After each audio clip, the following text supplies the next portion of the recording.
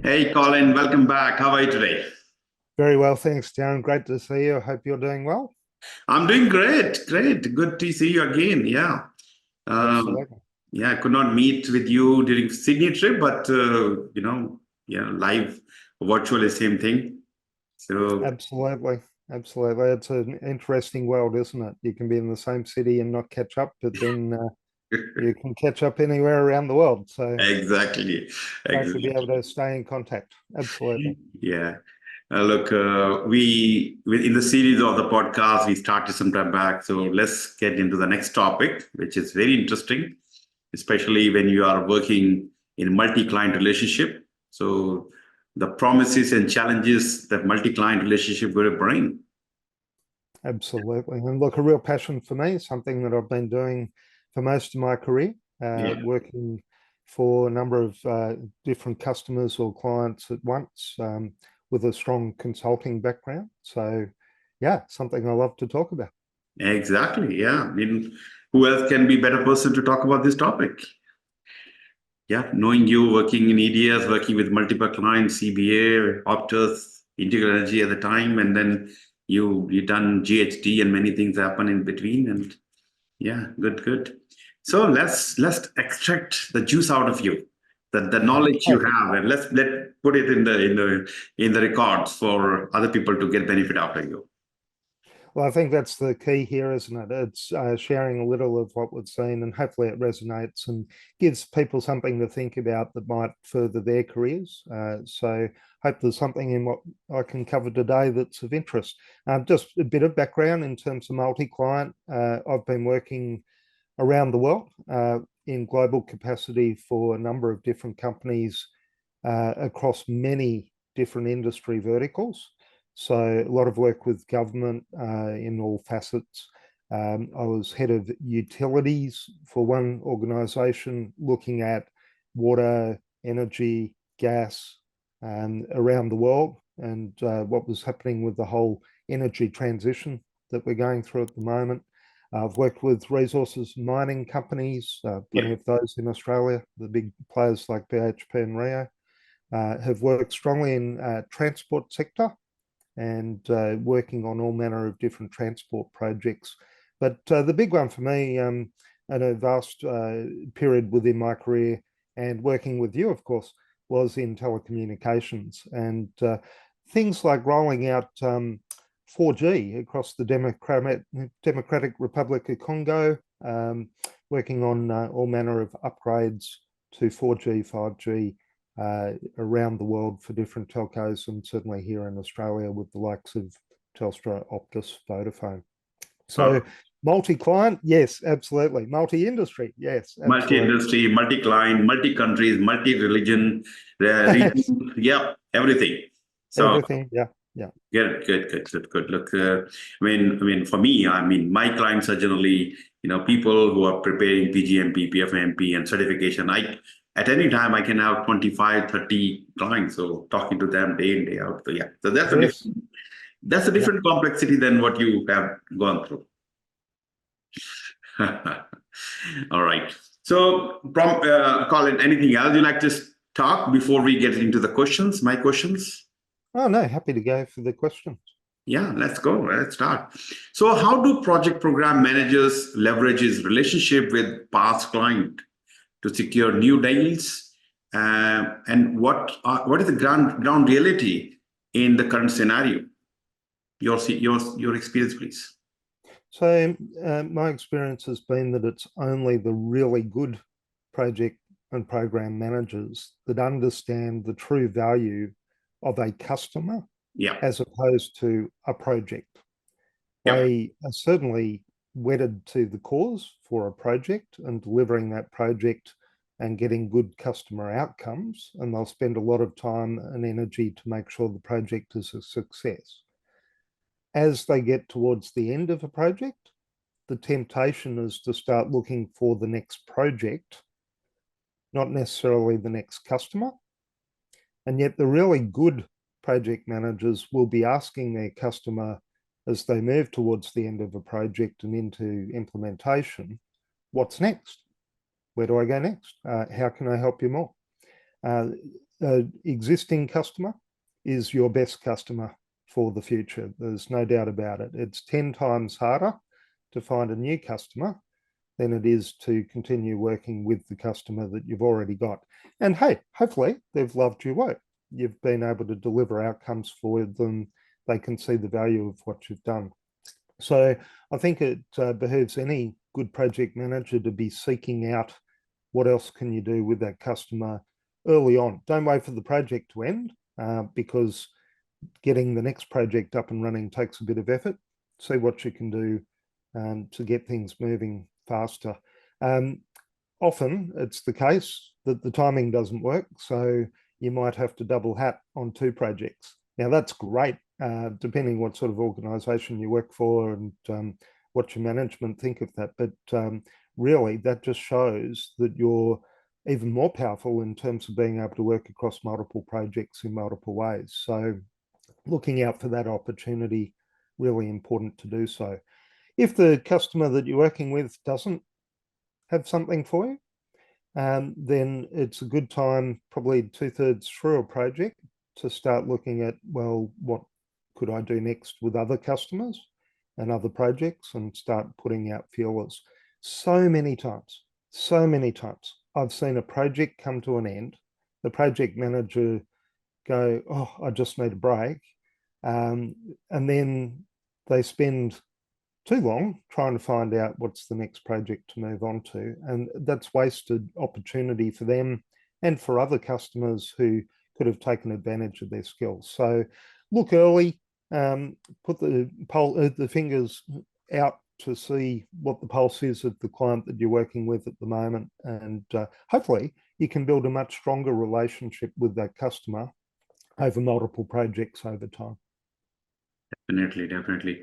Yeah, so you're right. Your current customers are the best customer. You have built a relationship with them, with the rapport with them, and that goes a long way.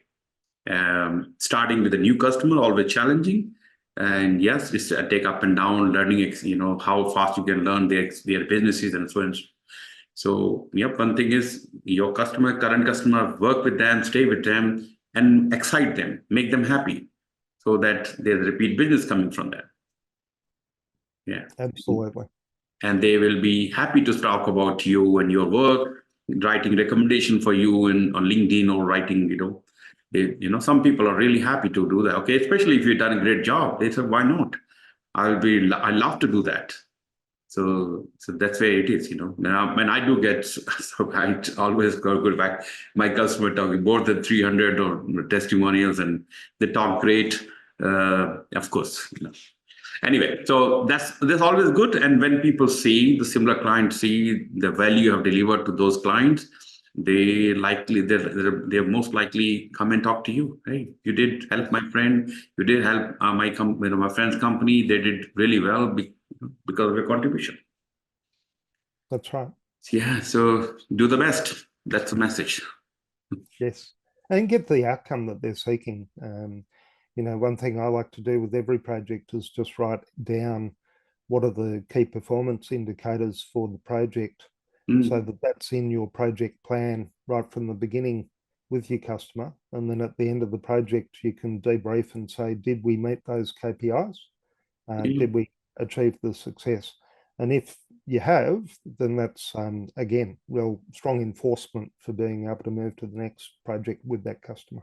And some of the tools, technique we have been learning in PMIs or all of the standards we see, such as Kano model, and Kano model is nothing but, there are some basic requirements which you have to meet, and there are exciters. Yes. There are some exciters. If I come to you, give me a house, build my house. Okay, you build my house, that's for the contract. But on top of that, you can, give me something which I really, really want. I'll be excited and talk to another 10 people. Hey, this company or this person is really awesome. He gave me this beautiful home, and along with that, they did a beautiful garage for me, and this and that, which is awesome. Small things can be a big differentiator. Small things can. Probably the greatest impact on any customer is the time that you take. So if I had someone building a house and they said that'll be 6 months and they did it in 5.5, I'd be very happy. If they took 6.5, I'd start getting a bit upset. So, it's not just the delivery itself that's incredibly important, but it's the time that you take.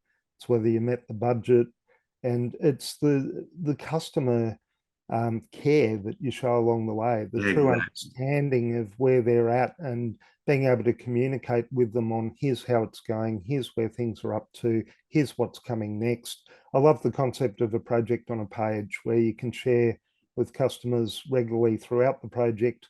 Here's where we're at. Here's some of the risks that might come up. Here are some issues we're experiencing at the moment and how we're going to address those. Constant communication leads to confidence in the customer that will lead hopefully to the next gig. And, one thing I should touch on is that customers are also the greatest way of finding your next customer. Oh, yeah. Customers will refer you, and you mentioned some of that too, in terms of putting a post on LinkedIn or the like. They're the ones that will be your reference, and who will have others in their network who they will say you should consider helping out a friend.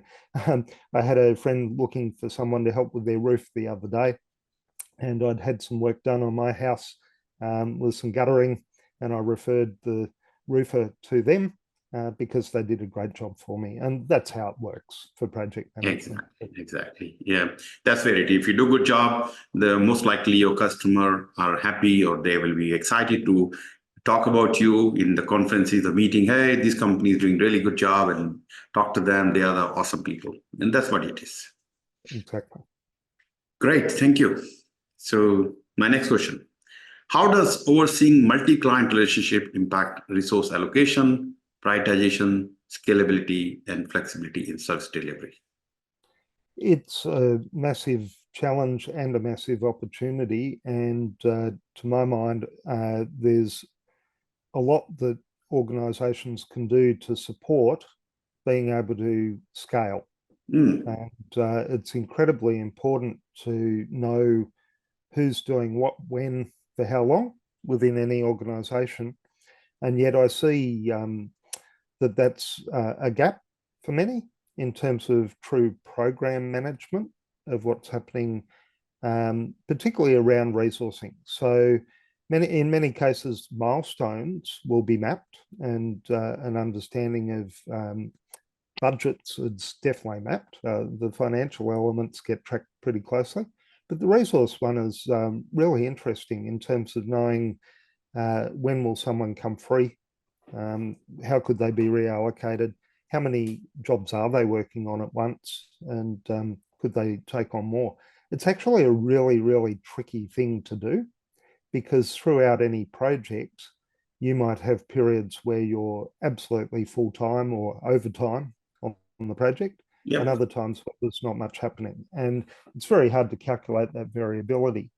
And yet to give some understanding of it allows for forecasting. So the best practice that I've seen is where organizations will ask their project teams to forecast their effort going forward a month, take that project forecast, and then be able to optimize resourcing across a portfolio of work.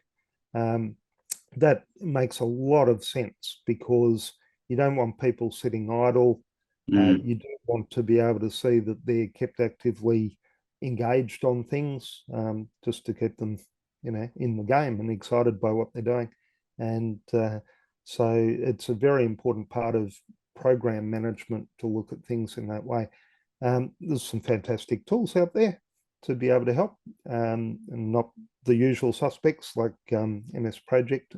There's many more advanced ways in which you can understand what's happening with your resourcing. And I've worked for a number of organizations that have actually customized their own approach to that and kept track. Yeah. But yeah, something that's really important, but challenging, as I say. There's a number of pitfalls in terms of appreciating that the project cadence won't always be linear, and some days will be busy, sometimes will be slow. It's a level of maturity that most organizations struggle to meet. Yeah. And yet there's so much locked value in there. So the concept of a bench, where you do have resource that's come free and needs to be reallocated, is a really important one in understanding how you can deploy those resources more effectively. And yet most organizations I've worked with don't really calculate their bench and know what's on offer there. So probably where a project manager can help with that is simply communicating their resource profile regularly.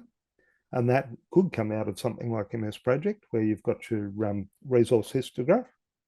But for program managers, they really should have that more holistic view across the program of what resources are on offer, and give people the opportunity to grow by moving them to the new aspects of the program that they may not have been exposed to before. When you can see that they've got that little bit of downtime, give them an opportunity to see something different and learn. Yeah, and send them to training. Yes, training's a good one if you've got bench and people are sitting idle. Yes, absolutely. Get some more project management training in. Yeah, and program management training, portfolio management. And program. Yeah, absolutely. Absolutely. Yeah, and you touched on the resource allocation actually, and I've seen many organizations, any mature organization, they think they are mature. They're still living on Excel spreadsheet. Yes. An Excel spreadsheet is okay with some numbers, small number. But when your team start growing larger and larger, number of projects going on, multi clients, clients in different time zone, and you have limited resources, you want to utilize them in most efficient way. I don't think MS project only can help, because especially MS project, you have one project. But if you have multiple clients, multiple projects, then putting together, it can be challenging. But having new system, nowadays AI-based technology tools and other things are coming up, and they have a fantastic way of identifying the resource downtime or resource overloading or multiple projects coming from different. So they can help you or give you some alerts. One of the system which I've talked to you as well, VXDCC, some fantastic platform, which is real-time information, everything in one place. You can see how the project's finishing, when the resource is coming out, and your HR is same place. Makes huge sense to utilize something like this. So happy to talk more about it, VXDCC, and how can an organization benefit out of that. Lovely platform. I used it, and it's something I can recommend to anyone. No, I've been amazed too. I know VXDCC quite well, and have been just amazed by the power of that. Particularly if you are in program and portfolio management, to truly understand what's happening across all your projects, and probably one of the most advanced tools that are available. So yes, I'd strongly recommend that too. Yeah, and it helps you to prioritize your work more effectively, more efficiently. Because last thing you want, you have clients, you have customers, there are more work coming, but you cannot handle the pressure. You cannot handle the overall, work coming. You don't want to be in a situation. You want, okay, more work. That problem is good to have. More work means, okay, we can hire more people. But utilization of the available resources in most efficient way is the key. Yeah, one other person, he's my student. He did PgMP and also going through PfMP. His company grown from 200 to 800 people within a year. And now he's scratching his head. Dharam, I don't know how to handle it's a big jump, and he's a senior manager. Is that I don't know how to handle this. I used to have the Excel spreadsheet and this and some basic tool. Look, you cannot survive. You need to have more sophisticated tool which can help you to manage resources. Not only resources, their capabilities, their capacity, the certification, their experiences. Excel cannot talk about that, in detail. Right. So exactly. that's where, some of the tools, please look around and if you need any guidance and help, happy to help you with that. So, but look for the better tool. All right. Anything else you'd like to talk about in this for this question? No, I think that covers it. Yeah. Okay. My next question is, can you discuss the challenges of maintaining confidentiality and security in multi-client service models? Yes, I sure can, and it's interesting that this challenge, as much for the customer as it is actually for the people that are working for the customer, right hand and left hand, and the lack of connection, incredibly common in so many different fashions, and yet, you know, when you are dealing with large organizations or even small organizations, the confidentiality of what you're doing, the IP, intellectual property, the competitive advantage of what you're doing, particularly on a project that quite often is about change within their organization and being able to take them from A to B and provide something new that might differentiate in the market. The confidentiality of that is just so important. There's been some big cases here in Australia just recently with a large consulting organization who decided that they would try and play both sides of the fence in terms of working for a customer, but also working for that customer's competitors. And taking the information from the customer and sharing it with the competitors for their own competitive advantage. It backfired extremely poorly for that organization. They've been decimated as a result. Many people have lost their jobs and their careers out of that one choice to go and share confidential information completely inappropriately. And you wonder where the controls were in terms of ensuring that that couldn't happen. The controls possibly were in place, but the senior management may have made the decision to overlook the controls. That could have been the case, or it might have been that the governance just wasn't strong enough. One thing that a project manager will be known for is their integrity. They are relied upon to deliver on time, in full, within budget, and throughout the project they'll be asked, how are you going in that regard? And it only takes one little white lie to destroy integrity in terms of customer confidence around whether you're actually meeting that brief and being able to deliver the right outcomes. And the customer will assume that you're going to be upholding confidentiality for yourself and your team throughout the delivery of a project. But it can be destroyed in a heartbeat, as seen with this organization that, you know, had an incredible reputation, was seen as impeccable in terms of their integrity, and then just destroyed it in a heartbeat. Yeah. So how can you manage that? What can you do to ensure, if you're working particularly with multiple clients, that you're not breaching confidence, you're not sharing IP, etc. Again, it comes back to good governance in understanding who's working on what and where there might be any ability for people on a project to understand too much about things that other clients might want to know. The concept used in most organizations to address it is the concept of Chinese walls. And Chinese walls are essentially where you put a virtual gap between one team and another team. It could be a physical gap. You might actually have one team working in one office and another team in another office so that they can't interact. However, in this digital world, that's no longer acceptable approach to be able to address it. Nowadays, we're all using the same file sharing methods, and those file sharing methods have extended into products that have no governance. So I can share a document on a Zoom call or in MS Teams or any other collaboration software for digital engagement like we're doing here right now. I can put my files up on a SharePoint that may or may not have protection associated with the confidences of a project. The file might go on WhatsApp, it might go on Snapchat. The opportunity to share information is like nothing we've ever seen before.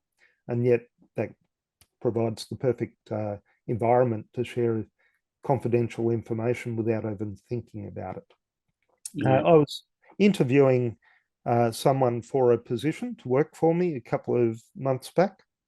They shared openly in that interview all of the details of my competitor, including their financial information. Wow. And I stopped the interview. I said, I'm sorry that you're sharing things that I cannot see. This is confidential information that I do not have the right to see. And there was no way that person was going to get the job because they broke the confidence of the people they're currently working for. It's an extreme example, but within project management, the onus is on you. You have a duty of care to protect that confidentiality. And it should actually be part of the project plan. There should be within the project plan a plan for maintaining confidence in terms of storage of documents, in terms of what information gets shared to whom, what permissions will be set up on any shared drives, etc., what the method of communication will be and how tightly controlled that will be. Is there actually any monitoring of what's shared within the team, because even at different levels of a project team, there could be confidential information that might sit at the top and won't find its way to the bottom of the project team. All of that should be mapped out in your project planning to ensure that there's a solid way forward. What's the best way of doing it in this digital environment where everything can get shared in a heartbeat? I think it comes back to education more so than tooling, because the tooling doesn't help anymore. It used to be the case that you'd set permissions on your folders and you'd have solid control of that, and projects still do that. But with the myriad of technologies, if you're tracking tasks in Jira, forget the permissions, it's out the window. So I think what you can do is constant communication about the importance of confidentiality within your project, to the exclusion of your project, and the fact that what happens in the project stays within the project. Now, there's a flip side to this, and that is if you are working for multiple clients on multiple projects, then there will be shared learnings, lessons learnt that are applicable to share with other parties. And it's all part of the learning that you've had on a project that might help the next project, which could be for another client. I think to ensure that the confidentiality is maintained within the project, that it's important to steer clear of a couple of things. Certainly anything that's financial in nature, really important to maintain confidence of the confidence and confidentiality of the customer by not sharing anything financial. I think anything that has IP related to it, where they've actually developed a new method or a new product or something that's their competitive advantage, need to be conscious of that and not share that with other parties. But if it's more about how the project was run and how you got a good outcome, etc., then it's common that that information is considered lessons learnt from a project, and it's actually quite helpful for that to be shared in the next project or for the next customer. And everyone gains from having good practice shared in what they're doing. Most certainly. It's a really, really challenging area, given the pace of technology and the pace of communications nowadays, and yet so so important. So again, if your project plan isn't talking about how you're going to govern that in the project, you've got a gap. Yeah, and you mentioned about the example, which somebody decided to share some confidentiality to the competitor. So and there's a consequence of that. And maybe a junior person or senior person, most likely the senior person did that. They know that by doing this, there's a possibility of winning more businesses, and they didn't realize that hey, there's a consequence of doing this, which may lose their contract with them and maybe the other party, and the company can go out belly up because of the small mistakes we are doing. Yes. And in the current market we are working in, very high technology and everything moving very fast. And you think that you're talking about the customer can help you, but who knows that they have relationship on the other side. Hey, this person shared with me this. Hang on, what do you mean? So the most important thing in this kind of multi-client environment is to build trust and maintain trust. And that you, of course, by having right governance and teaching education to everyone, this is important for us.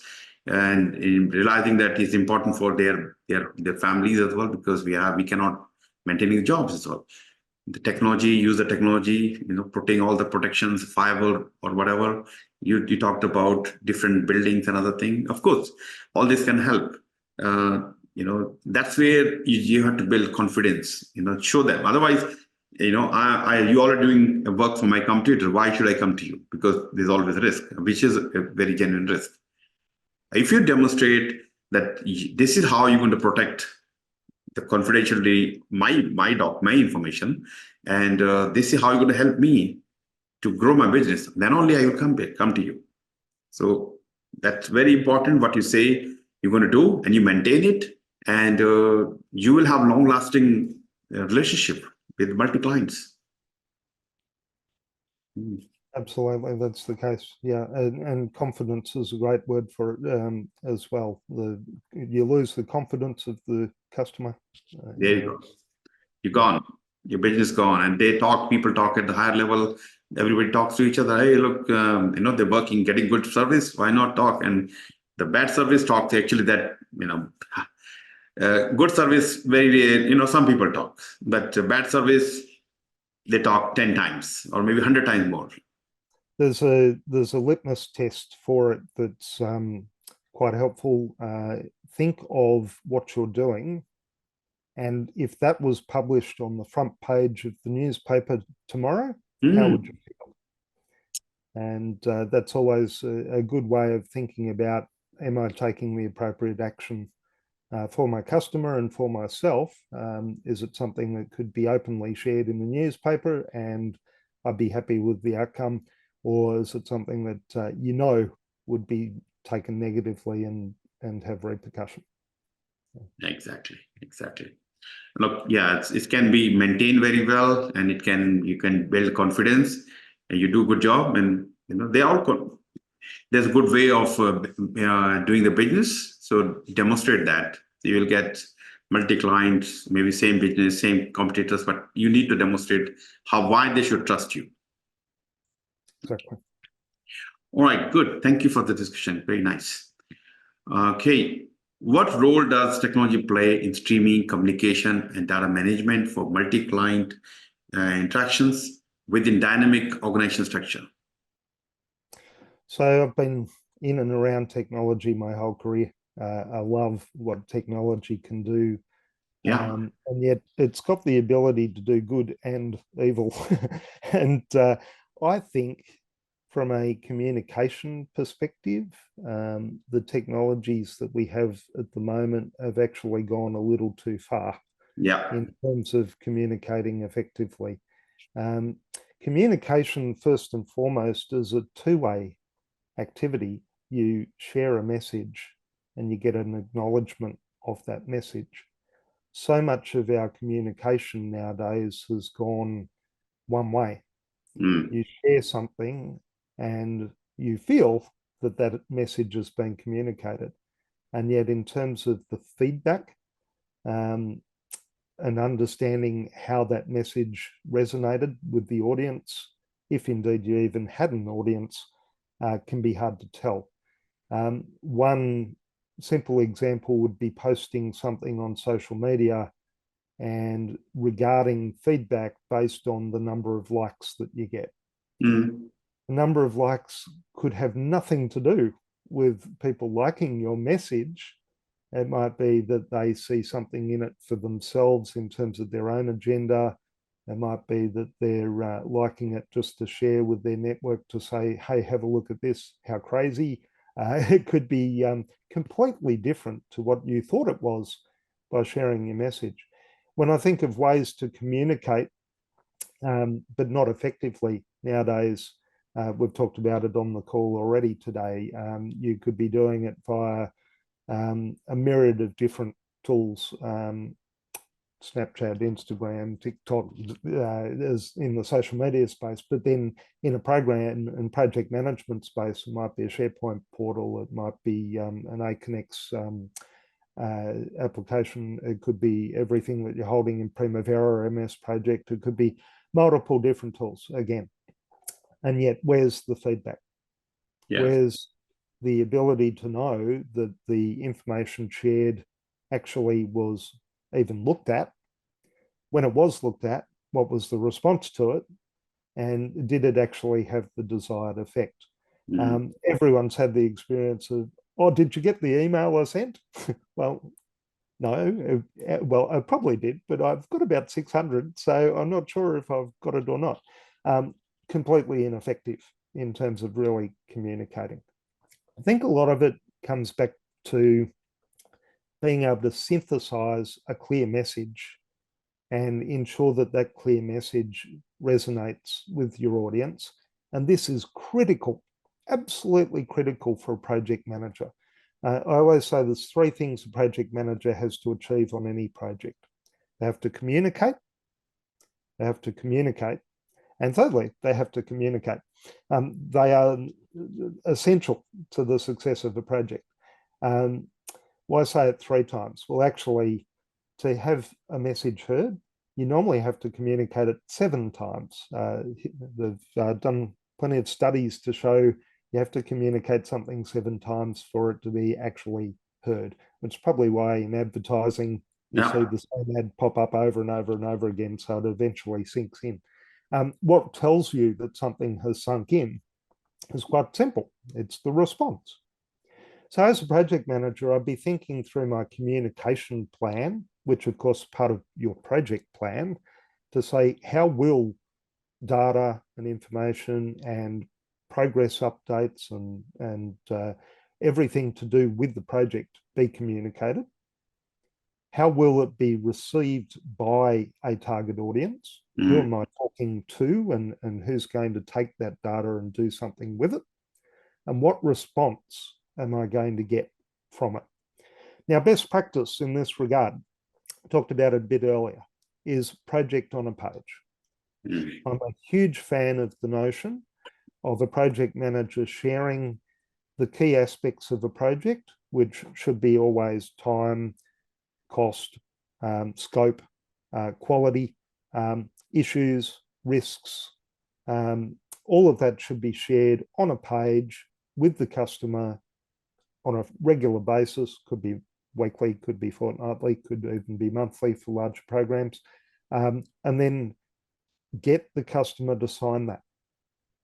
Get them to sign your project on a page each week or month saying, yes, I've received the message, and seek their feedback, typically through a weekly or monthly project meeting, so that you know that they've received the message. Now, this is a practice that I have seen have tremendous results, because every project I've ever worked on, there has been a pivot point where the original scope has skewed slightly. And it's just natural that as time goes on, things change. If you don't have that regular communication and feedback loop on the communication, you'll miss the pivot point or points. The project will continue down a path where things have changed and you're not even aware, and you won't be able to skew the project. So just having that discipline of regular communication in a project on a page, having the acknowledgement and response from the customer ensures that you are on the same page, and that as things change, you can take those into account. So yes, communication, we're doing more communication than we've ever done in the entire history of the world. And yet the effectiveness of the communication has gone downhill rapidly. So there's a massive opportunity in that, in terms of know what you want to say, know who you want to say it to, and make sure you get their acknowledgement. Exactly. And that you hit a very important point, knowing about your customer's need, communication need. That's where our stakeholders need. That's where we talk about stakeholder identification, analysis, understand what they need, when they need, in what format they need, how frequently they need. More information you have about their needs is better for you. You should not be guessing, okay, this is, my other CEO was looking at this information. Maybe this CEO is more technical. He is looking more detailed information. So you should know what this person is looking for. Maybe he's looking for more graphical information, or rather, some dashboard type of information. So knowing about her needs and expectation and what frequency, when, it will be very good for as a project manager to handle these communication needs very, very effectively. And you can avoid many of the conflict just because providing the right information, right time. Because many conflicts happen, it's not because you're not doing the work, it's more about you're not sharing the work at the right time, in the right format. If you can build that and you build a bridge, your communication happening, right time, they know what is happening and when it's happening, then you are living, they love your work. That's why we talk about stakeholder engagement. More stakeholder engagement, right time is the key of your success. Not just delivering on time and budget and quality. All these are very important, but your customer has to be happy, excited, satisfied as well. I want to talk about one major trap that I've seen more so on a program level than a project level, where people give themselves false confidence that they've communicated effectively. And that is the project or program survey. Yeah. A number of times people will reach out, particularly to an end customer, so not so much to your customer, but the customer of your customer, to say, how is this project going? How will it impact you, et cetera, et cetera. So they put a survey out, and the survey asks 10 questions to understand what the end customer might be thinking about. And you receive that information back and you synthesize that to go, okay, here's what they're thinking. You have not communicated because there is no feedback loop. You've taken data from the customer or the end customer, but you haven't said anything back. There's no acknowledgement. Exactly. Time and again, I see this happen where people think, well, just by surveying someone, I've communicated. The communication is actually where you take the findings from the survey and you feed that information back to the customer or the end customer to say, here's what you've told me, here's what I'm going to do about it. Yeah, exactly. I very rarely see that happen. And so people, again, feel that a survey is a great communication tool. It is, if the acknowledgement is there as well. Exactly. Yeah. So, knowing the communication need and having the right tool again is both very powerful. Having simple, and you talked about project on a page. That can be, you can say easily a dashboard type of information, and having various project on page, and you can click, go to the deeper, like a lowest level, and find out what's going on, and that's how it is. The project level, program level, entire thing in one page. Yeah, so that's again, you can talk about, or VXDCC, one of the tool which I have, a platform I've used or seen, very powerful in that way. I think with that stakeholder communication, project managers do, again, also usually consider the customer as the prime person for a project on a page. There's actually multiple audiences for a project on a page on any given project. The project on a page definitely needs to go to your customer. It should be going to your team so the team can see what's going on and get their response to it. It should be going to your management in your organization so they know what's happening with the project, and it should be going to other stakeholders on the project. There could be other parts of the customer organization that need to know. There could be the customer's customer. There could be other partners involved in delivering the project. These people all need to know what's going on as well, and it's the project manager's responsibility to make that communication and get the acknowledgement or response. It might be a different format for each of those audiences. What you share with the customer might not be in exactly the same format as what you share with your team or your manager, but it should still tell the same story, and there should be congruence between those different means. And again, there has to be that acknowledgement. But project management, you're right in the middle of everything that's going on, and your job is to let everyone know what's going on and know that they heard you. And that's quite a difficult task. Another thing, Colin, on this, actually, you're putting everything on dashboard or a project page, but we have to be careful about what information should be available to whom. You don't want to over bombardment with a lot of information on that, let's say on the dashboard, or if this information is seen by a CEO, he should be seeing some of the top information, like main information. If you're seen by the general manager, they have different view. And if you are sharing with your client, they have different view. Your team members, they don't want to see something which some of the information only you and your client should see. So they should see whatever they should be seeing as per their role. Absolutely, it needs to be tailored to your audience, and the fact that they're acknowledging gives them the opportunity to say, "Oh, could I please know this?" Or "I didn't understand what you meant by that." And that's why that acknowledgement is so important, because they will tell you how they want to receive the information and whether it meets their needs if you get that response. So yeah, really important to listen for that. And actually, you hit very important point. Like you're getting the acknowledgement. Let's say I see the dashboard, and I learned a lot, but I just gone out. As a project manager, I will not know whether you've seen or not. You have not put any comments. You have not shown your happiness, or there should be some kind of button in the system to show that, okay, you know what?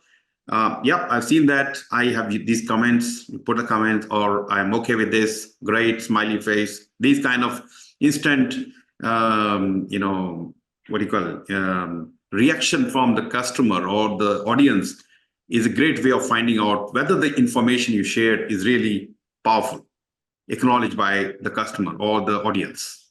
Yes, that's right. Yeah. So look, nowadays the tools are available which can help you in finding these things.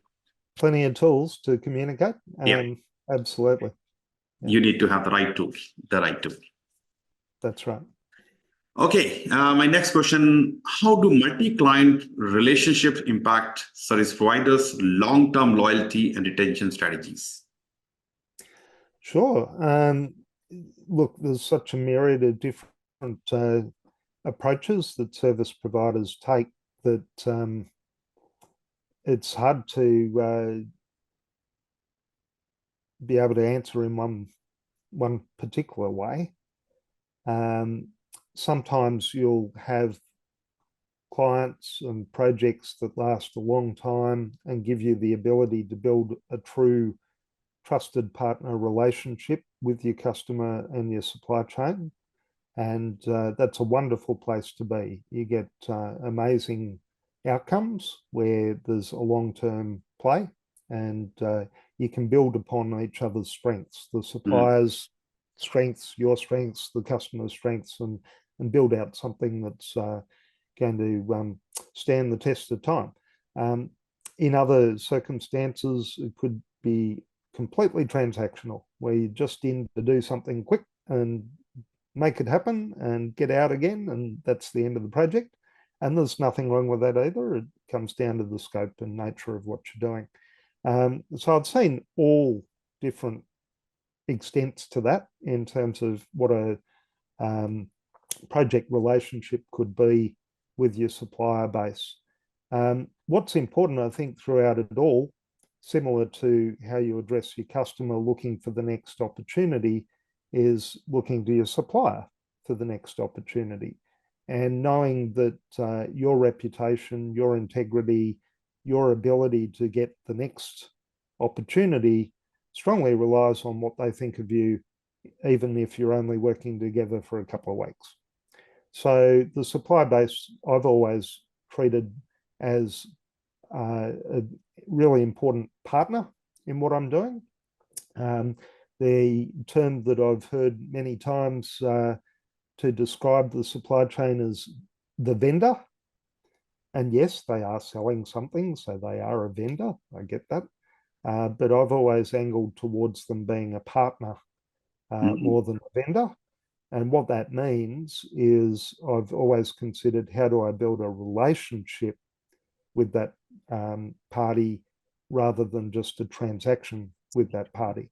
It's amazing how, particularly over a long career like mine, you see the same things come around again. And I guess this conversation's a great example, Darren, because you and I worked together, what, 30 years ago? 30 years ago, yeah. And Oh, yet at we least, are no, 24, not 30, 20. Oh, good. It's not quite that long. Good. Yeah, I just feel it on a Friday morning. Look, we've maintained that relationship through the tests of time because I really value the people that I've met with, whether they're a supplier, a customer, a team member, etc.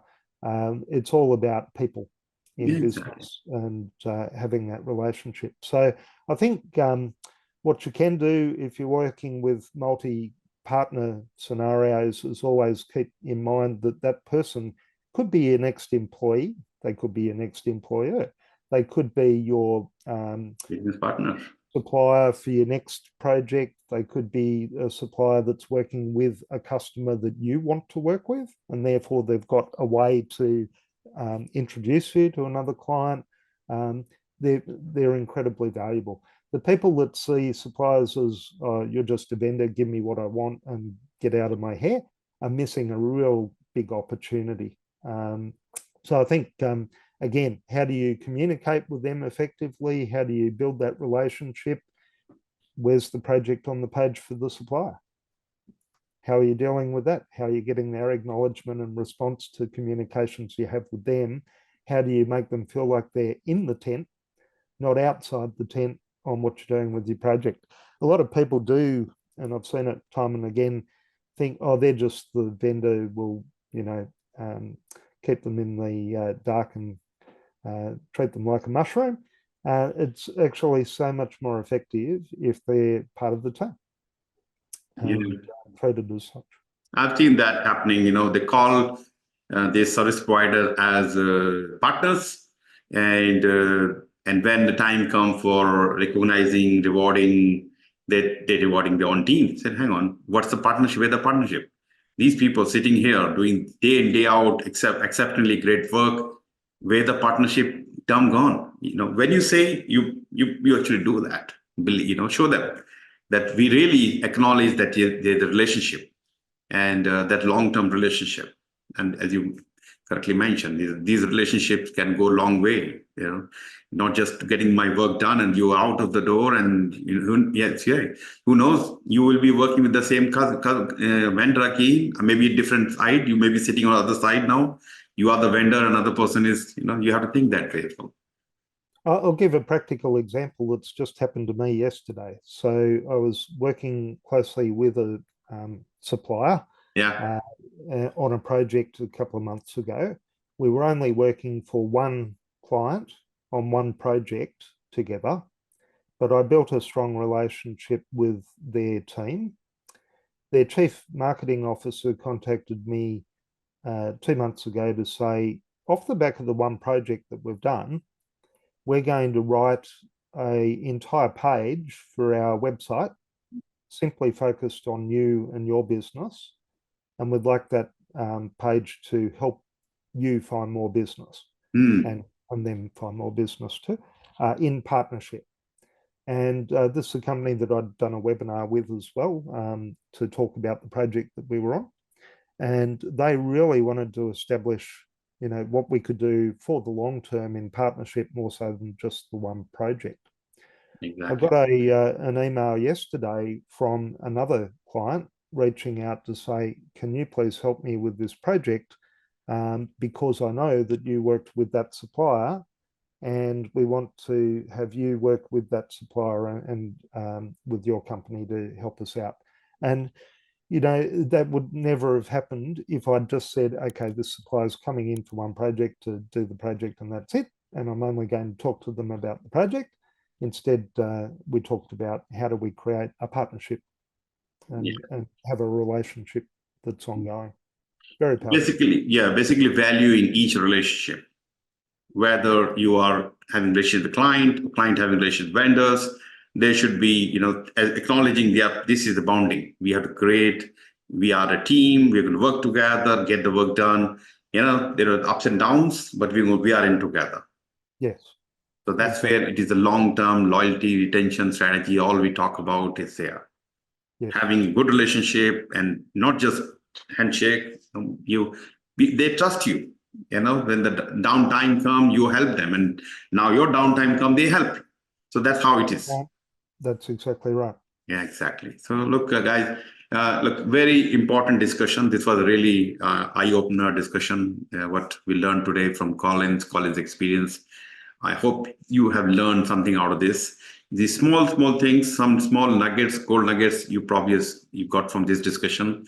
Please use them and enjoy, you know, learn and grow yourself into as a project program portfolio manager. Even if you are a company or business, you know, you will find immense value when you build relationship with your client or your vendors or your employees and your shareholders, stockholder, everybody. So pay attention to that. So thank you, Colin, for your time, valuable time. I know you're a very busy man, but, you know, giving time to talk about these important topics, very important. And thank you for your contribution, ongoing contribution. Thanks, Dharam. Always a pleasure. Great to catch up. Yeah, lovely. And see you again very soon on another topic. Absolutely. Yeah, thank you.